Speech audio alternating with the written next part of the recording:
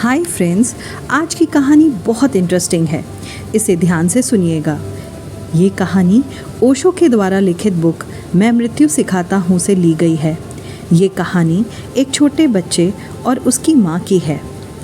छोटा बच्चा अपने बचपन के दिनों को याद करता है और एक कहानी बताता है। वो बताता है कि मेरी माँ और मैं एक झोपड़ी में रहा करते थे। झोपड़ी के पास एक बगिया थी। माँ दिन भर उस बगिया को संवारा सजाया करती थी और संभालती थी। उसके फूल इतने बड़े और प्यारे होते थे कि दूर दूर के गांव के लोग देखने आते थे। बगिया के पास से जो भी गुजरता वो वहाँ रुके बिना न रह पाता। वो वहाँ क्षण भर रुकता और सारे बगिया के फूलों को देखकर मंत्रमुग्ध होता। माँ की तबीयत खराब हो रही थी और माँ इस असमंजस में पड़ी थी कि अब उसकी बगिया का क्या होगा। माँ को चिंतित देखकर मैंने माँ से बोला, माँ आप फिक्र मत करो, बगिया की देखरेख मैं करूँगा।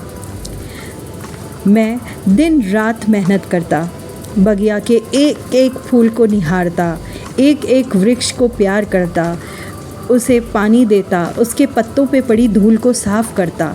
दिन रात मैंने बगिया में एक कर दिए। माँ बहुत निश्चिंत थी।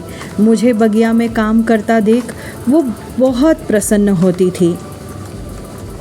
एक दिन माँ की तबीयत जब ठीक हुई तो माँ बगिया में आई और बगिया में जैसे ही उसने प्रवेश किया मानो उसकी आंखें फटी की फटी रह गईं। जब उसने बगिया में कदम रखा उसने देखा कि बगिया के फूल मुरझा गए हैं। वृक्ष को देख के ऐसा लगता था जैसे सारे वृक्ष उदास हो गए हैं। माँ ने तुरंत मेरी तरफ देखा और पूछा, ये क्या हाल कर दिया है तूने बगिया का? मैंने तो तुझे कितनी सुंदर बगिया दी थी और तूने इस बगिया के एक एक फूल और वृक्षों का ये हाल किया। माँ की ये बात सुनकर मेरी आंखों में आंसू भर आए और मैंने माँ से बोला, माँ मैंने तो दिन रात इस बगिया में एक कर दिए हैं। मैंने एक एक फूल की पर पड़ी हुई धूल को साफ किया, एक एक वृक्ष के पत्तों को साफ किया, उन्हें पानी दिया, फूलों पर पानी दिया, पत्तों पर पानी दिया। माँ ने जब ये मेरी बात सुनी तो रोते रोते वो हंस पड़ी और बोला, अरे पगले, फूलों को भी कोई पानी देता है क्या भला? वृक्षों के पत्तों को भी कोई पानी देता है? पानी तो जड़ों में डालना चाहिए। वृक्षों के प्राण तो जड़ों में होते हैं जो दिखाई नहीं पड़ते। तू फूल और पत्तों को पानी देगा, फूल और पत्तों को चूमेगा तो सब निरर्थक है। अदृश्य होती हैं जड़ें, शक्तिशाली होती हैं जड़ें। अगर उनमें पानी डालते हैं तो वो और शक्तिशाली होती चली जाती हैं। हमें फूल और पत्तों की चिंता नहीं करनी थी, हमें तो जड़ों की चिंता करनी थी। फ्रेंड्स, ठीक वैसे ही हम भी अपनी जड़ों पर ध्यान नहीं देते।